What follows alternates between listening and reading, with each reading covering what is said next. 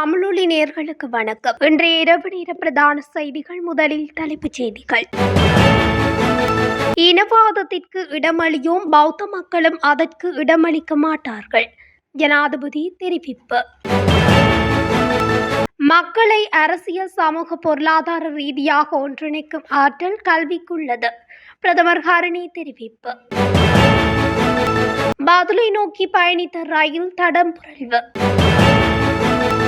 பதற்றத்திற்கு மத்தியில் திருகோணமலை விரைந்த ஞானசார தேரர். 14 வயது மாணவன் துஷ்பிரயோகம், அதிபர் மற்றும் ஆசிரியருக்கு நீதிமன்றம் பிறப்பித்த உத்தரவு. ஒரே நாளில் நீரில் மூழ்கி 2 இளைஞர்கள் உள்ளிட்ட 3 பலி. தேசிய மக்கள் சக்தி என்பது இலங்கையர்களுக்கான கட்சியாகும். அமைச்சர் ராமலிங்கம் சந்திரசேகர் தெரிவிப்பு. வெள்ளத்தில் தத்தளிக்கும் சுன்னாகம் போலீஸ் நிலையம். வெள்ளத்தில் அடித்து செல்லப்பட்ட கணவனின் சடலம் மீட்பு. தொடர்பென விரிவான செய்திகள். தோல்வியடைந்த அரசியல் சக்திகள் இனவாத விடயங்களை கையில் எடுத்துள்ளன. எனவே போலீசார் சட்ட அமுலாக்களில் இந்த விடயத்தையும் கவனத்தில் கொள்ள வேண்டும் என ஜனாதிபதி தெரிவித்துள்ளார். சற்று முன்னர் பாராளுமன்றத்துக்கு வருகை தந்த போதே ஜனாதிபதி மேற்கண்டவாறு தெரிவித்துள்ளார். தொடர்ந்து பேசிய அவர், திருமலை புத்தர் சிலை பாதுகாப்பு காரணங்களுக்காகவே அப்புறப்படுத்தப்பட்டது. பின்னர் பாதுகாப்பு சரியானதுடன் அது மீண்டும் வைக்கப்பட்டது. அந்த காணியில் அமைந்த உணவகம் சட்டவிரோதம் என்று கூறி நீதிமன்ற வழக்கு உள்ளது. சமயஸ்தலம் என்ற ஒன்று அந்த இடத்தில் இல்லை. இப்போது விவகாரம் நீதிமன்றத்தில் உள்ளது. இதனை இனவாதமாக்க இடமளிக்க மாட்டேன். இந்த நாட்டில் பௌத்த மக்களும் அதற்கு இடமளிக்க மாட்டார்கள். யாரும் இனவாத தீயை மூட்ட விட மாட்டோம். ஜனநாயகத்துக்கு விரோதமாக செய்வதற்கு எதுவும் இல்லை. நேர்மறை எண்ணங்களை நாம் வளர்த்துவிடுவதும் இல்லை. பாதுகாப்பு அமைச்சரிடம் இது தொடர்பான முழுமையான அறிக்கை கோரியுள்ளேன். நீதிமன்ற வழக்கு உள்ளது. பின்னரேன் ஆடுகின்றீர்கள்? இனவாதிகள் தான் இதை பெரிதாக காட்டுகின்றார்கள். சின்ன வயது ஹனுமான் ஓடியாடி தீயை பரப்பியது போல் தான் இங்கும் நடக்கின்றது. இனவரியை பொறுத்து கொள்ள முடியாது. அந்த விளையாட்டு முடிந்து விட்டது என்று கொந்தளிப்புடன் ஜனாதிபதி அனுரகுமார திசாநாயக்க தெரிவித்துள்ளார். போட்டி மனப்பான்மை மிக்க கல்விக்கு பதிலாக ஒத்துழைப்பு மற்றும் பொறுப்பு மனப்பான்மையை கொண்ட குடிமகனை உருவாக்குவதே புதிய கல்வி சீர்திருத்தத்தின் நோக்கமாகும் என பிரதமர் கலாநிதி ஹரணி அமரசூரிய தெரிவித்துள்ளார். கொழும்பு ஹோல்பேஸ் ஹோட்டலில் இன்று நடைபெற்ற பசுமை மாற்றத்தினுள் வகைப்பாகம் குறித்து ஆசிய, மத்திய கிழக்கு மற்றும் பசிபிக் வலய நாடுகளுக்கு இடையான ஒத்துழைப்பை ஏற்படுத்திக் கொள்வதற்கான மாநாட்டில் உரையாற்றும் போதே பிரதமர் கலாநிதி ஹரணி அமரசூரிய இதனை குறிப்பிட்டுள்ளார். ஐரோப்பிய ஒன்றியத்தினால் நிதி வழங்கப்படும் கல்வி, பயிற்சி, இளைஞர்கள், விளையாட்டு ஆகிய துறைகளில் சர்வதேச ஒத்துழைப்பிற்கான உலகின் முன்னணி நிகழ்ச்சி திட்டமாகும்.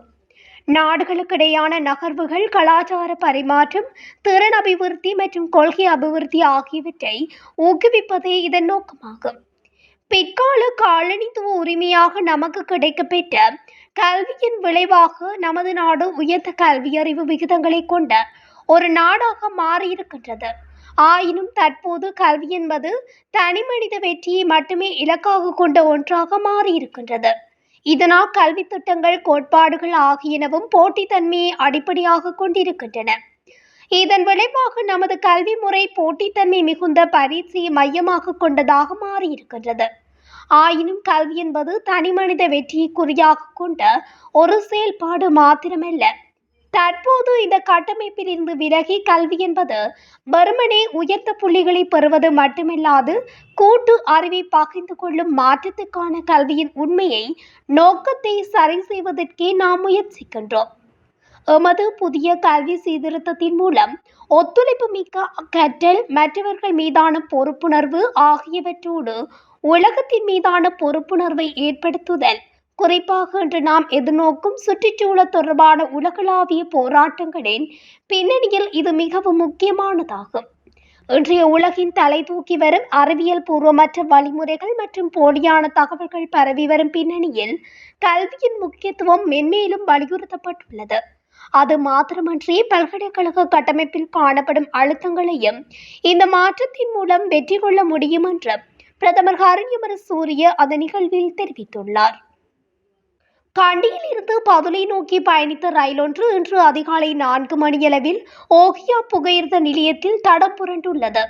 புகையிரதத்தின் 3 சக்கரங்களில் ஏற்பட்ட பிரச்சினை காரணமாக ரயில் பாரியளவில் தடம் புரண்ட நிலையில் மலேக புகையிரத பாதையில் ரயில் போக்குவரத்தில் இடையூறு ஏற்பட்டுள்ளதாக தெரிவிக்கப்பட்டுள்ளது.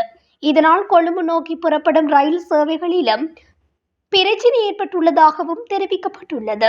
இதனால் அந்த பகுதியில் பதட்டமான சூழ்நிலை நிலவியுள்ளது.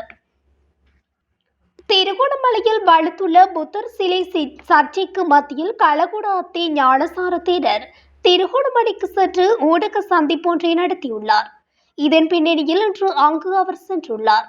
இதன்போது ஊடகங்களுக்கு கருத்து தெரிவித்த அவர் தற்போதைய அரசாங்கத்தை முதுகெலும்பில்லாத அரசாங்கம் என விமர்சித்துள்ளார். அத்தோடு காசியப்ப தேரர் மீதான தாக்குதல் காணொலியை கண்டு ஆவேசம் அடைந்தேன் என அவர் குறிப்பிட்டுள்ளார். இது பௌத்த சமயத்தின் இருப்பை கேள்விக்குறியாக்கியுள்ளது என அவர் தெரிவித்துள்ளதுடன் இந்த சம்பவத்தினால் 2 பிக்குகள் வைத்தியசாலையில் அனுமதிக்கப்பட்டுள்ளதாகவும் அவர் சுட்டிக்காட்டியுள்ளார். சுனாமிக்கு முதலே குறித்த விகாரைக்கான வரலாறு காணப்படுகின்றது எனவும் அவர் தெரிவித்துள்ளார். 14 வயது மாணவன் ஒருவரை துஷ்பிரயோகம் செய்ததாக கைது செய்யப்பட்ட ஆசிரியரை டிசம்பர் 1 வரை விளக்கமறியலில் வைக்குமாறு மொரட்டுவ நீதவான் இன்று உத்தரவிட்டார். சம்பவத்தை மறைத்ததாக சந்தேகத்தின் பேரில் கைது செய்யப்பட்ட அதிபரையும் 2 லட்சம் பெறுமதியான 2 சரீரப்பிணைகளில் விடுவிக்க உத்தரவிடப்பட்டுள்ளது. மொரட்டுவ காவல் பிரிவில் உள்ள ஒரு பிரபல பாடசாலையின் ஆசிரியரும் அதன் அதிபரும் சமீபத்தில் 14 வயது மாணவன் ஒருவரை துஷ்பிரயோகம் செய்து சம்பவத்தை மறைத்ததாக கூறி மொரட்டுவ காவல்துறையினரால் கைது செய்யப்பட்டனர். கைது செய்யப்பட்டவர்கள் பதுரெல்லிய மற்றும் பெலியந்தரையைச் சேர்ந்த 58, 59 வயதுடைய இருவர் என்று கூறப்படுகின்றது. சம்பவம் தொடர்பாக கைது செய்யப்பட்ட ஆசிரியர் பள்ளி போக்குவரத்து கட்டுப்பாட்டுக்கு பொறுப்பான ஆசிரியர் என்றும் அவருக்கு எதிராக வேறு முறைப்பாடுகள் இருப்பதாகவும் கூறப்படுகிறது. நாட்டில் ஞாயிற்றுக்கிழமை 16ஆம் தேதியன்று 3 இடங்களில் நீரில் மூழ்கி 3 உயிரிழந்துள்ளனர். எகடவுயன போலீஸ் பிரிவில் உள்ள எகடவுயன கடற்கரையில் குளிக்க சென்ற ஒருவர் நீரில் காணாமல் போனதாக கிடைத்த தகவலின் அடிப்படையில் எகடவுயன போலீஸ் நிலையம் விசாரணைகளை தொடங்கியது. காணாமல் போனவர் மொரட்டுவ கட்டுக்குந்த பகுதியைச் சேர்ந்த 17 வயதுடைய இளைஞர் ஆவார்.